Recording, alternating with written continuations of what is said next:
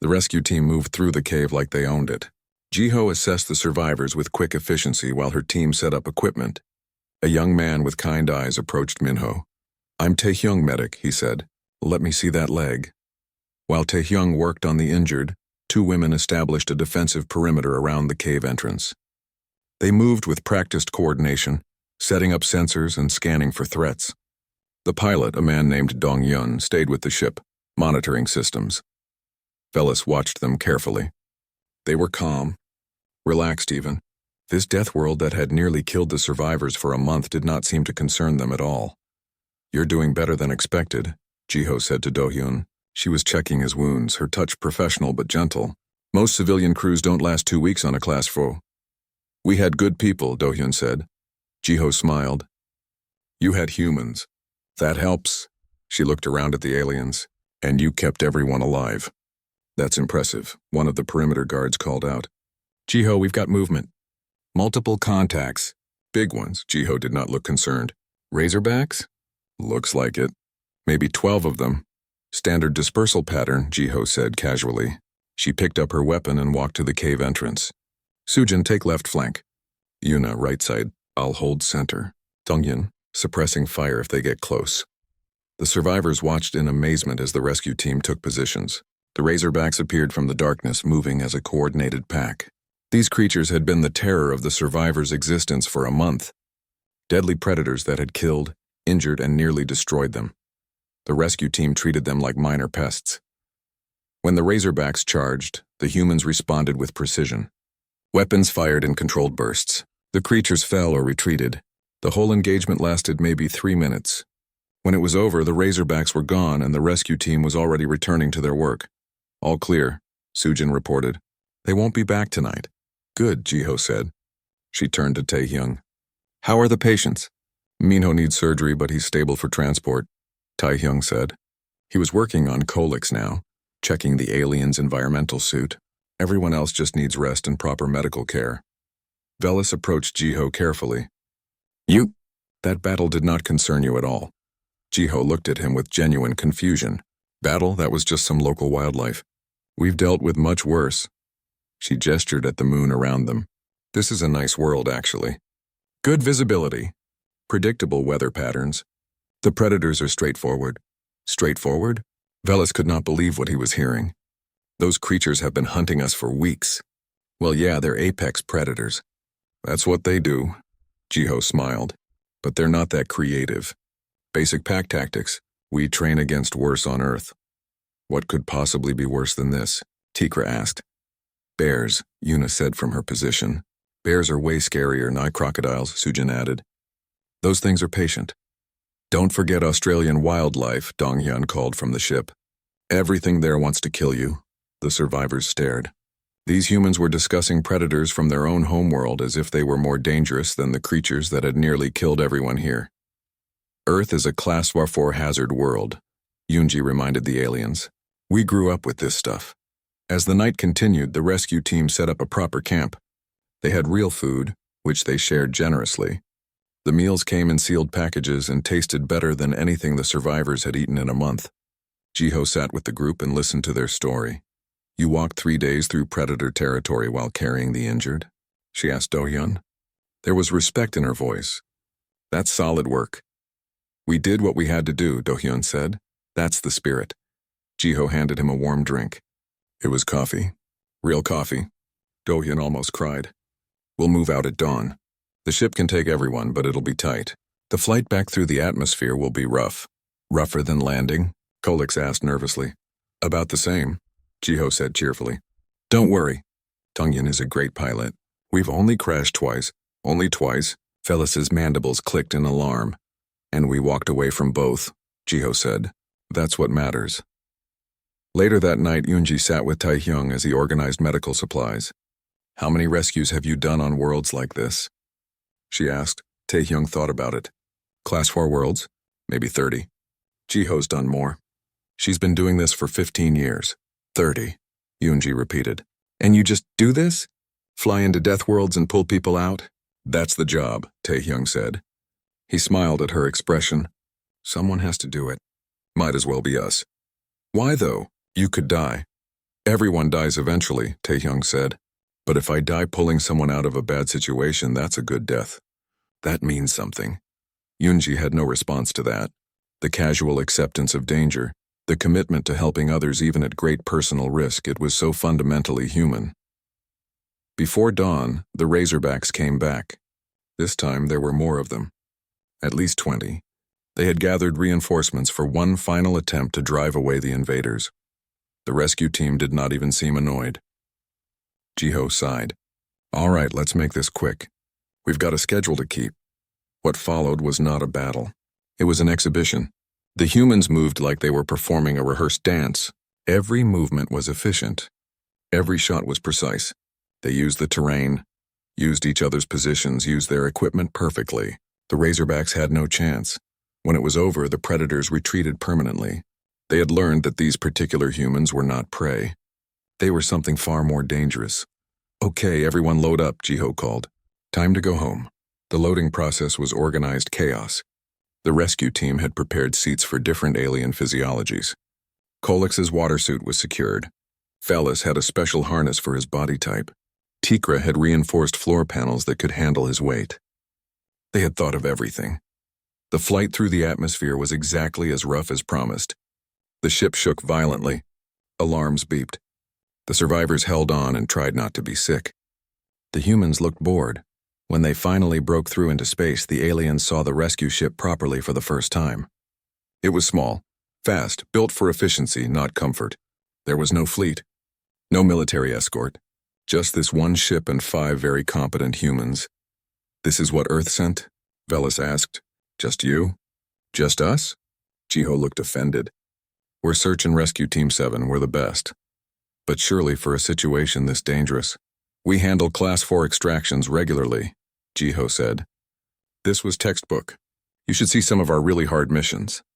The flight back to civilized space took 3 days. During that time, the survivors got to know the rescue team. They were normal people. Taehyung liked gardening. Sujin had 2 kids. Yuna collected stamps. Dongyun was learning to play guitar. They were not super soldiers or genetic experiments. They were just humans who had trained hard and decided that helping others was worth the risk.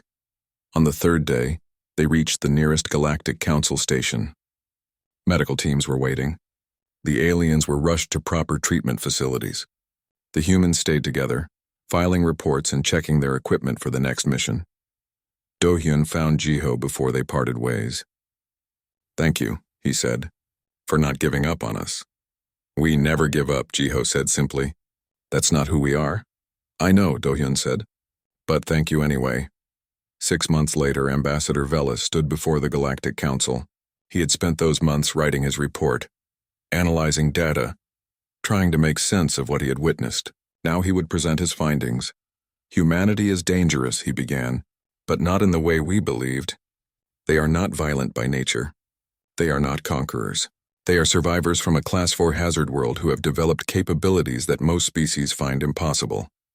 He displayed data on the screen. Human endurance, pain tolerance, adaptability, problem-solving under pressure. But their true danger lies in their values. They do not abandon their own.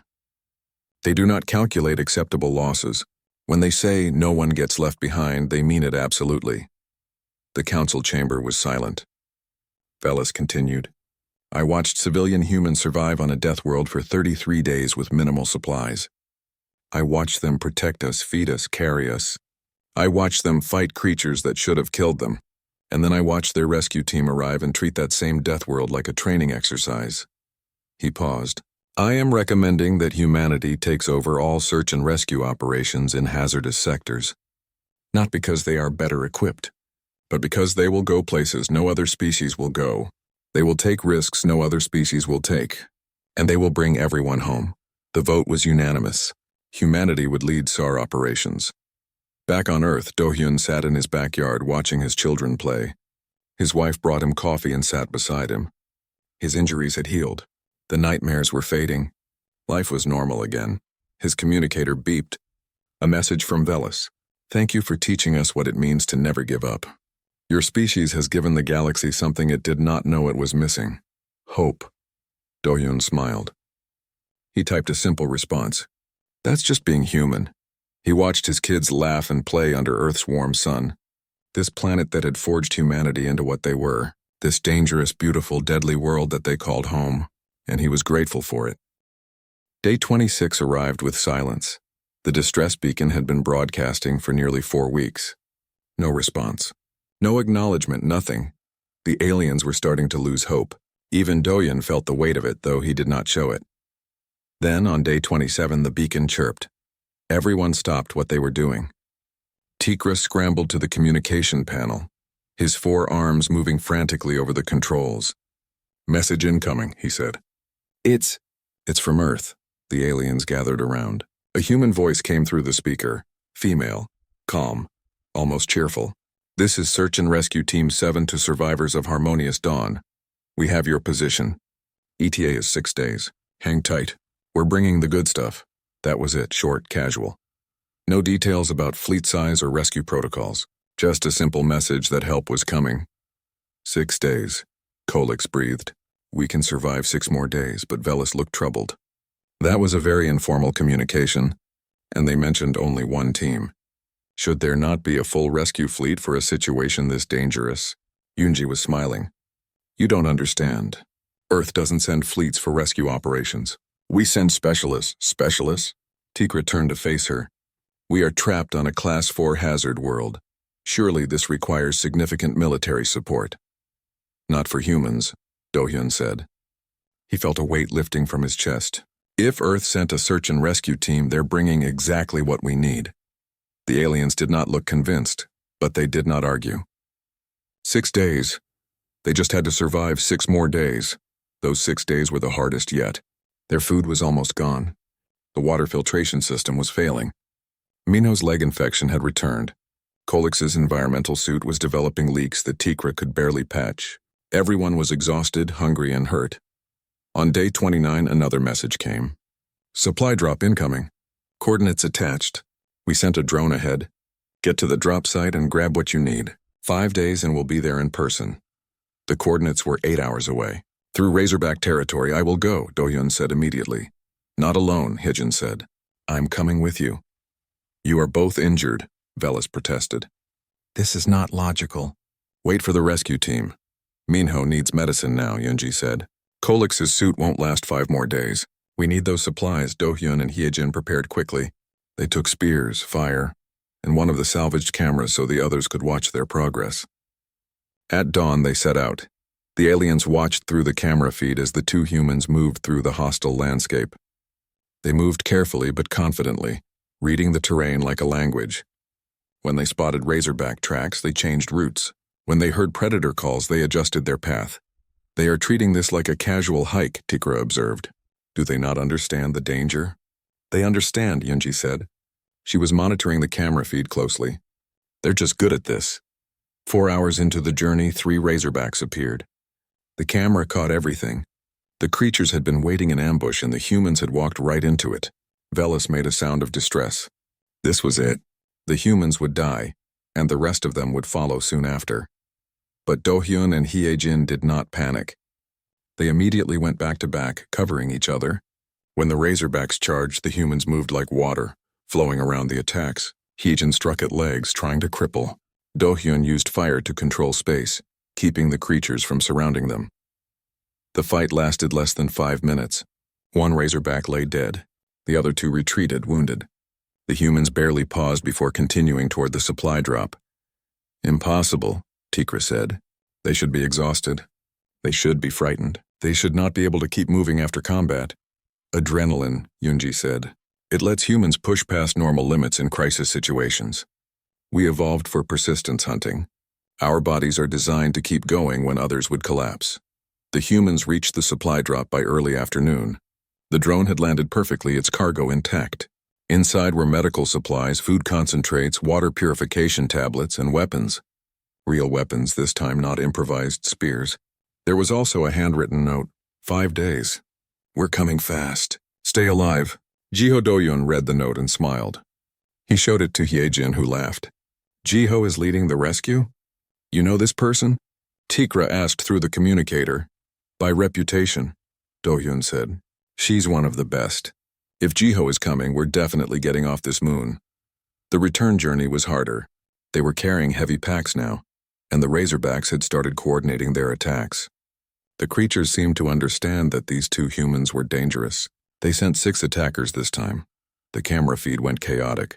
The aliens watching saw flashes of violence, humans moving, fighting, bleeding. Heejin took a claw to her already wounded side.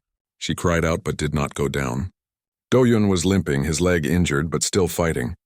They protected the supplies like they were more valuable than their own lives. When the fight ended, both humans were standing.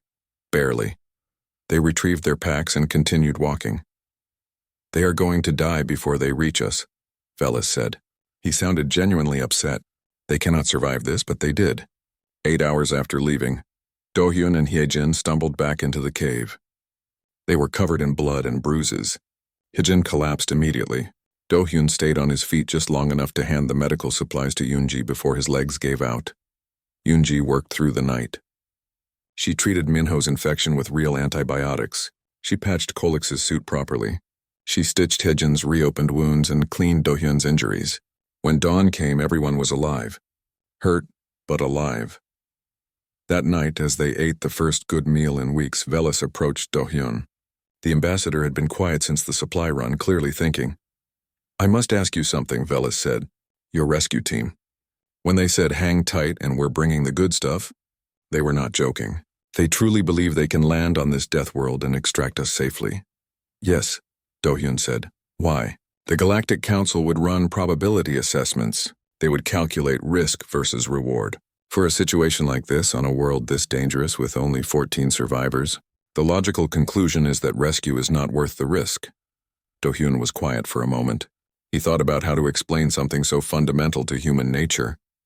"We have a saying on Earth, no one gets left behind. It doesn't matter how dangerous it is. It doesn't matter how small the chance of success is. If there's even one person still alive out there, we go get them." "That is not logical," Velas said. "No," Do-Hyun agreed. "But that's what makes us human. We don't leave our people behind, ever." Velas clicked his mandibles thoughtfully. "Your species values individual life over collective efficiency." "We value both," Yoonji said, joining the conversation. "But when we have to choose, we choose the individual. Every time. That's our strength." "It is also your weakness," Velas pointed out. "You risk everything for one." "Maybe," Do-Hyun said. He looked around at the survivors, human and alien both, sitting together in the cave. "But it means that when we say help is coming, we mean it. No calculations. No risk assessments. Just a promise." 4 more days passed. Each one felt longer than the last. But they had food now. Medicine, better weapons, hope. On day 33, just before dawn, they heard it. A sound that did not belong to this moon. The roar of engines cutting through the atmosphere. The aliens rushed to the cave entrance.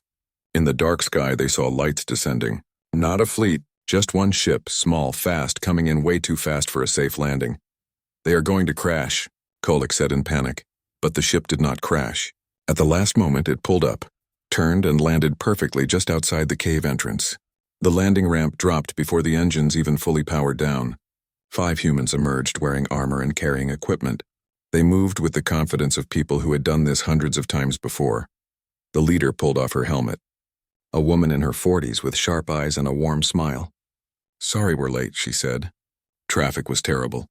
I'm Jiho, let's get you people home." The alien stared. These were not soldiers. These were not military elites.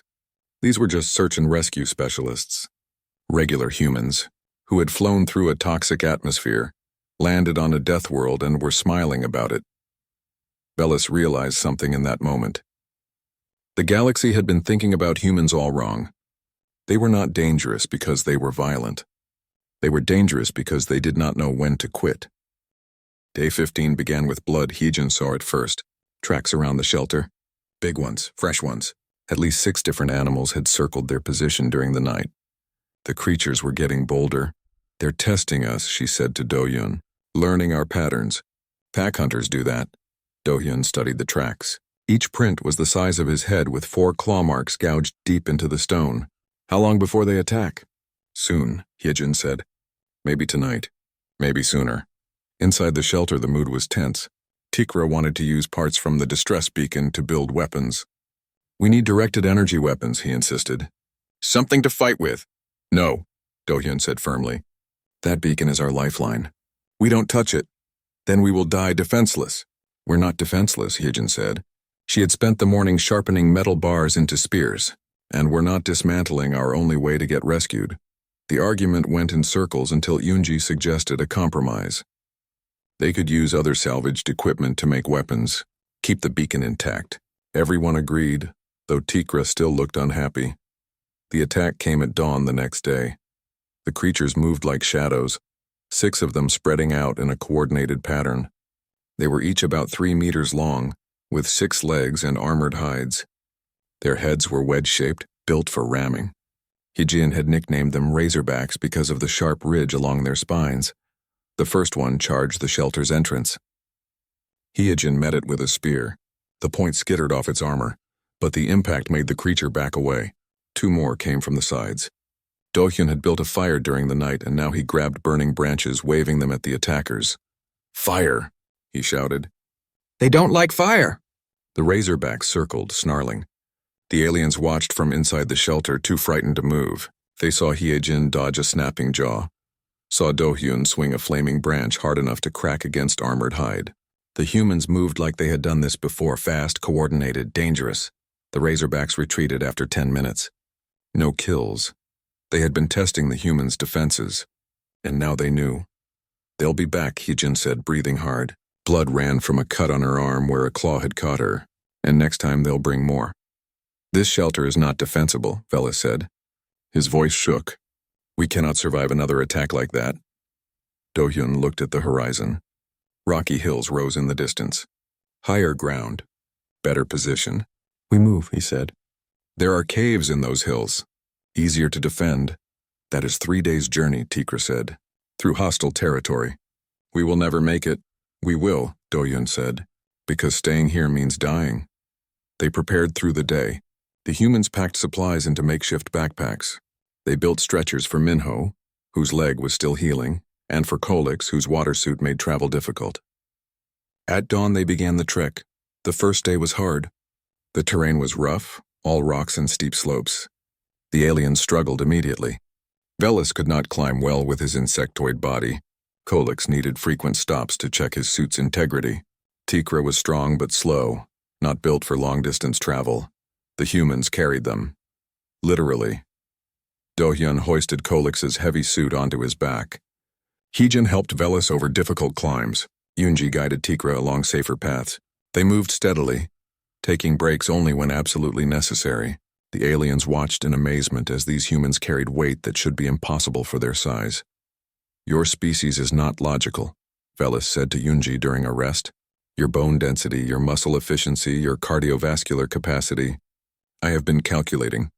By all reasonable standards, you should not be this strong." Yoonji smiled tiredly. "Earth has heavy gravity, dense atmosphere. We evolved to move in that environment. This moon is actually easier for us." "Easier?" Velis looked around at the harsh landscape. "This is a death world." "So is Earth," Yoonji said simply. That night they made camp in a rocky ravine. Hyejin and Do-hyun took turns on watch. Around midnight, Do-hyun saw movement in the darkness. The Razorbacks had followed them.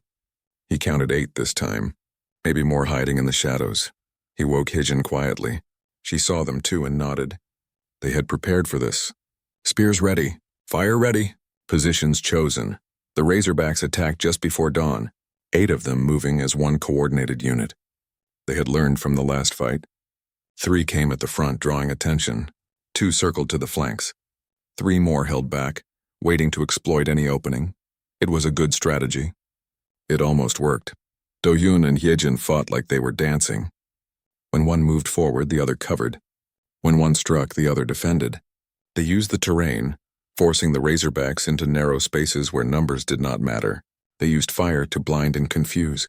They used spears to keep the creatures at distance. But there were only 2 humans and 8 predators. A Razorback got past Do-hyun's guard and slammed into him. He went down hard, the air knocked from his lungs. The creature's jaws opened, going for his throat. Hyejin was there instantly. She drove her spear into the soft spot under the creature's jaw. It was not enough to kill, but enough to hurt. The Razorback released Do-hyun and rounded on her.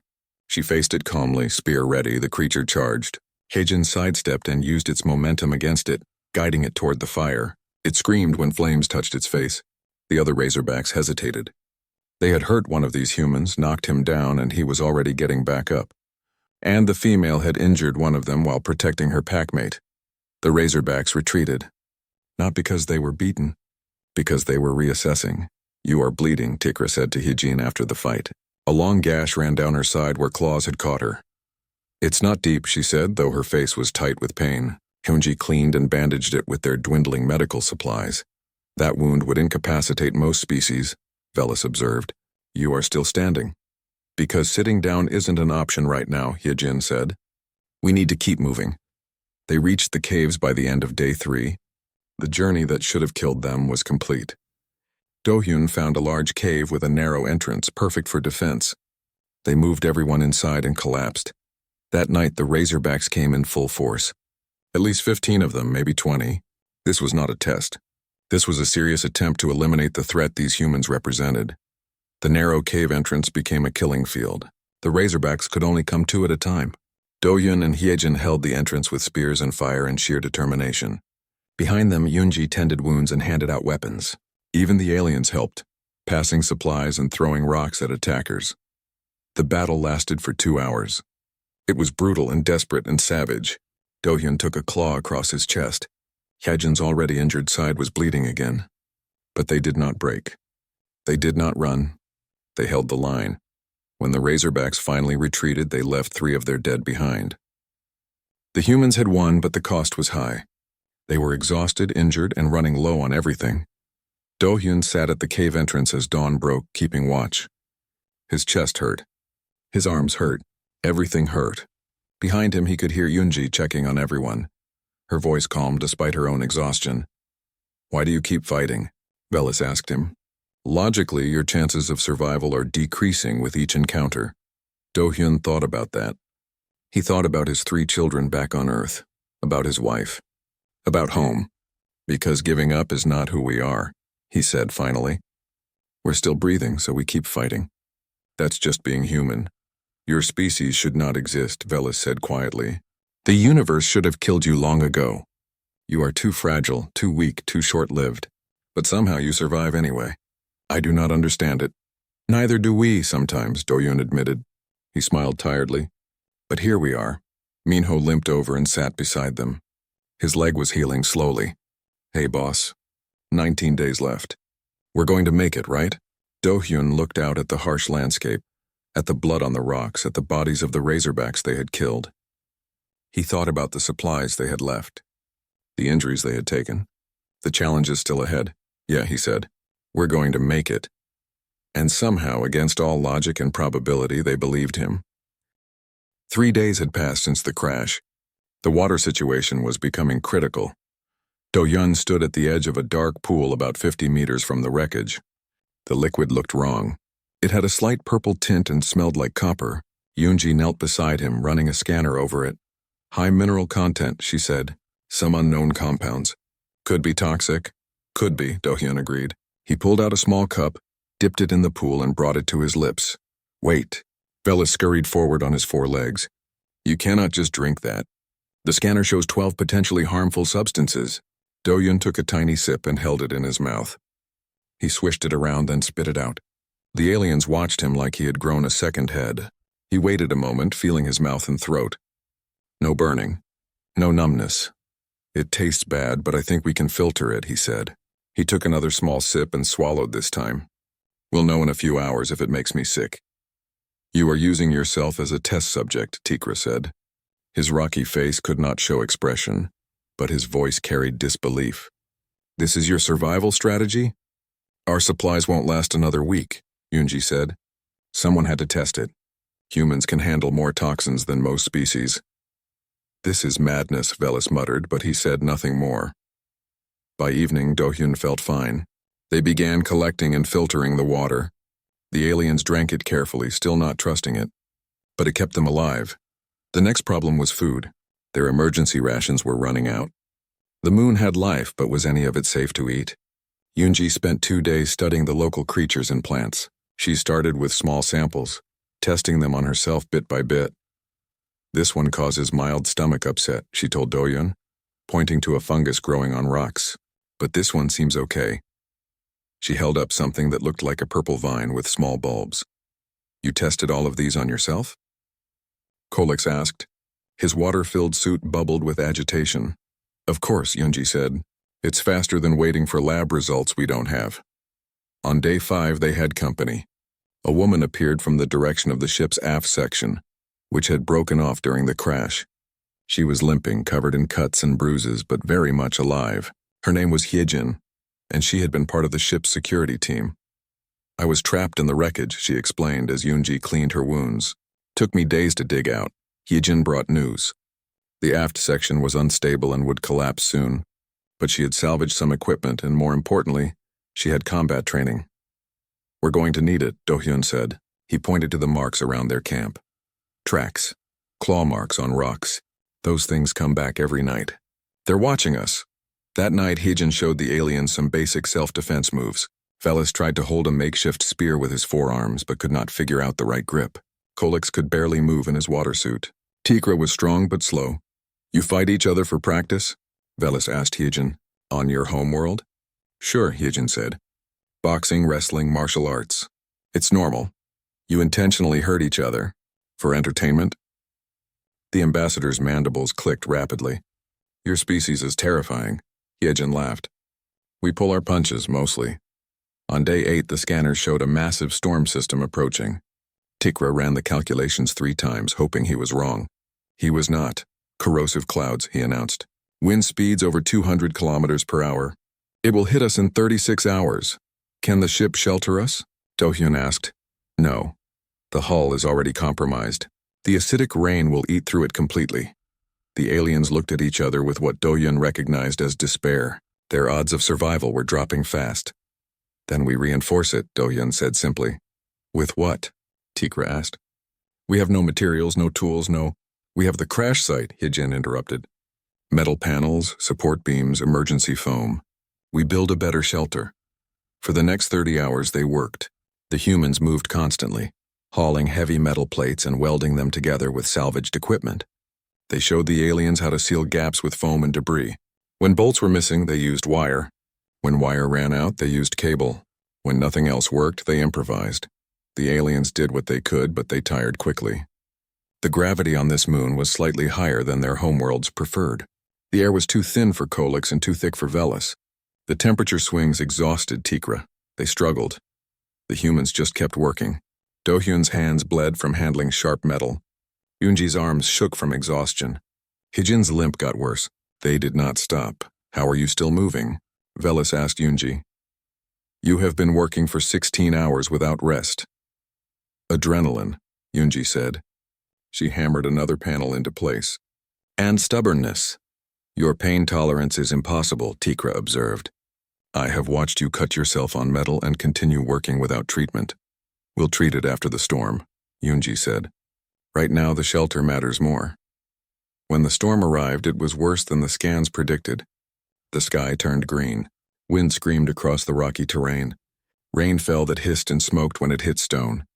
The humans had built a double-walled shelter with drainage channels and air filtration. It was crude, but it worked. Inside, they waited. The storm raged for 30 hours. Acid rain hammered the roof. Wind tried to peel away their walls. The aliens huddled together, certain they would die. The humans played cards. This is normal weather on your planet? Velis asked, watching Do-hyun deal another hand. We get hurricanes, Do-hyun said. Tornadoes, typhoons, you learn to wait them out. And you are not frightened? Do-hyun looked up at the ceiling, listening to the storm. I'm frightened, he admitted. But fear doesn't stop the storm, so we might as well pass the time. Minho, sitting nearby with his broken leg elevated, laughed. My grandfather used to fish during typhoons. Said the fish bit better in rough weather. Your species is insane, Velis said, but there was something like respect in his voice now. When the storm finally passed, they emerged to a changed landscape. The rocks were scored and pitted. Some of the smaller boulders had been moved by the wind. The ship's wreckage looked worse, more corroded. But their shelter stood. The humans had built something strong enough to survive. That night, Minho developed a fever.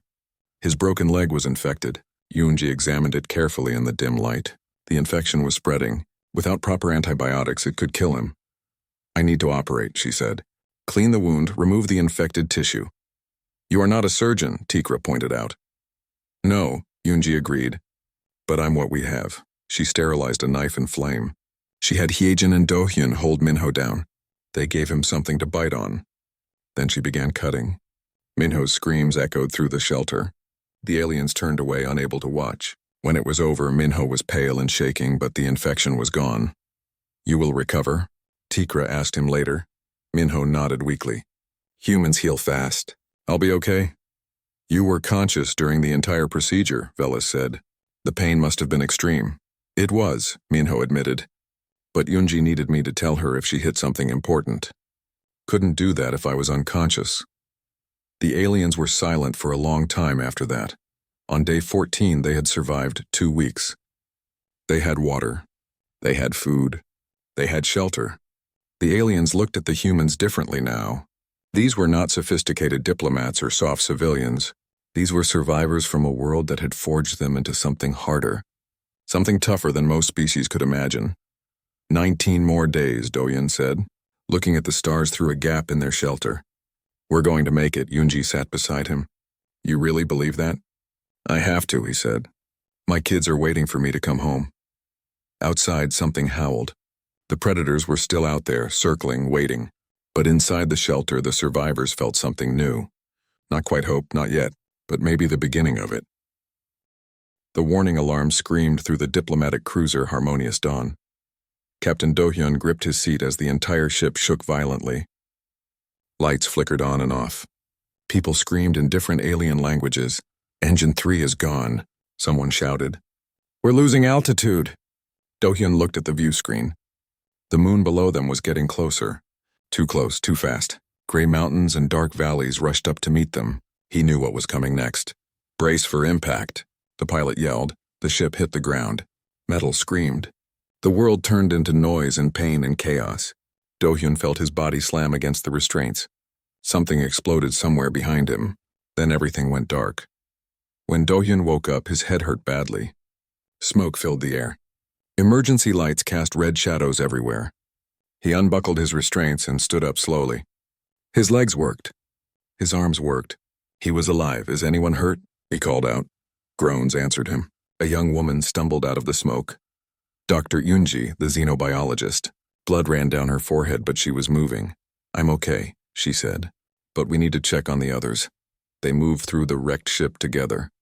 Bodies lay everywhere. Some were moving. Many were not. Dohyun forced himself to stay calm.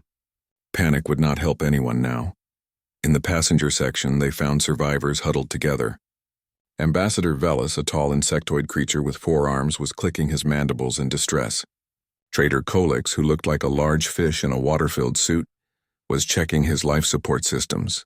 Engineer Tikra, with his 4 arms and rocky skin, was trying to access a broken computer panel. The distress beacon, Tikra said.